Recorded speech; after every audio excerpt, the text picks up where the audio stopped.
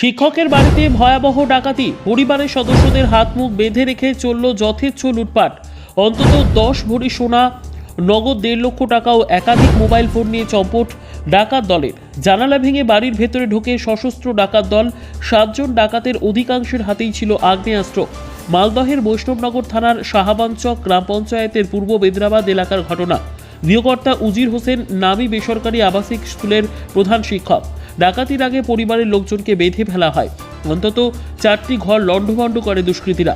রাত 2টো নাগাদ হানা দেয় ডাকাত দল। 1 ঘন্টারও বেশি সময় ধরে চলে ডাকাতি ও লুটপাট। দুষ্কৃতীদের মুখ ঢাকা ছিল, নিজেদের মধ্যে কথাবার্তা বলার সময় হিন্দি ভাষার ব্যবহার হয়। খবর পেয়ে ঘটনাস্থলে বৈষ্ণবনগর থানার পুলিশ।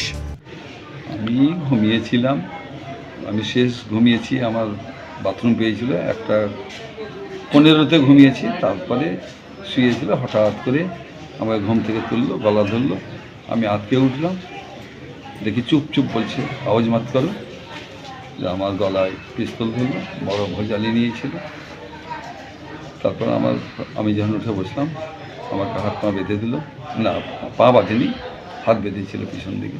খুব কষ্ট হচ্ছিল, আমার রক্তের সঙ্গে, আমি রুগী মানুষ, প্রেশারের রুগী, এত শক্ত করে বেঁধেছিল, রক্ত চলাচল বোধহয় বন্ধ হয়ে গেল, আমি মরে যাব। আমি ঢিল করতে বললাম, খুললো না। আমার পাশে আমার ছেলে ঘুমাচ্ছিল, প্রায় 13-14 বছর বয়সের ছেলে, ওকে তুললো, ওর হাত বাঁধলো। তারপরে অন্য ঘরে আমার ওয়াইফ এবং আমার 2 মেয়ে ঘুমাচ্ছিল, ওদের ঘরে গেল, ওদেরকে তুললো, ওদেরকে বাঁধলো। বারবার বলছে, টাকা কোথায় আছে, স্কুলে টাকা কোথায় আছে। আমি এই স্কুলের টাকাটা আমার কাছে থাকে না, স্কুলের টাকা আমাদের ব্যাংকে চলে যায়, তাছাড়া খরচ। বাড়ির সবাইকে বেঁধে ফেলেছিল? বাড়ির সবাই। আচ্ছা, কত টাকার মতন ডাকাতি হয়েছে? সব মিলিয়ে যা সম্পদ নষ্ট করেছে, সোনা থেকে আর নগদ ক্যাশ থেকে 15-16 লাখ টাকা হয়ে যাবে। আচ্ছা, কত ভরি সোনা ছিল আর কত লক্ষ টাকা ছিল? আমার সোনা 10 ভরির মতো ছিল আর কি। আর নগদ ক্যাশ তো ওইভাবে গনে রাখি না, তবে হবে 1-1.5 লক্ষ টাকা হবে। আচ্ছা, ডাকাতরা কতজন ছিল? আমি 7 জনের মতো দেখেছি, প্রত্যেকেই সশস্ত্র অবস্থায় ছিল আর কি। আচ্ছা, আর বাইরে কেউ ছিল কি না, যখন বেরিয়ে যাই তখন আমাদেরকে সাবধান বাণী দিয়ে যাই, খবর আমার চলে যাওয়ার পরে 1 ঘন্টা চুপচাপ এখানে দাঁড়িয়ে থাকবে, কোনো আওয়াজ করবে না। কাউকে চিনতে পেরেছেন? না, সবাই মুখে কাপড় বেঁধেছিল।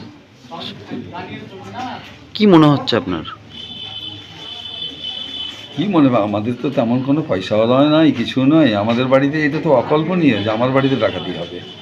কেন, আমরা একসময় টিউশনি পড়াতে পড়াতে জীবনযাপন করতাম, কোনো চাকরি বাকরি পাইনি। একটা প্রাইভেট প্রতিষ্ঠান খুলেছি, টার্গেট পয়েন্ট আর স্কুল। ওখান থেকে স্কুলের রেজাল্টের জোরে গোটা পশ্চিমবঙ্গে একটা খ্যাতি পেয়েছি। খ্যাতির জোরে বিভিন্ন জেলার, পশ্চিমবঙ্গের সমস্ত জেলা থেকে এখানে ছাত্রী ভর্তি হতে আসে। এটাই দেখেছে হয়তো ওরা, না কি জানি না, হয়তো ভেবেছে যে প্রচুর, কিন্তু প্রচুর টাকা ইনকাম হলে তো তাকে তো স্কুলের খরচ রয়েছে। প্রায় 200 জন কর্মচারী এখানে রয়েছে, টিচার থেকে নন টিচার থেকে, তাদের পুলিশকে কখন জানিয়েছিলেন বিষয়টা? পুলিশকে কখন জানিয়েছিলেন?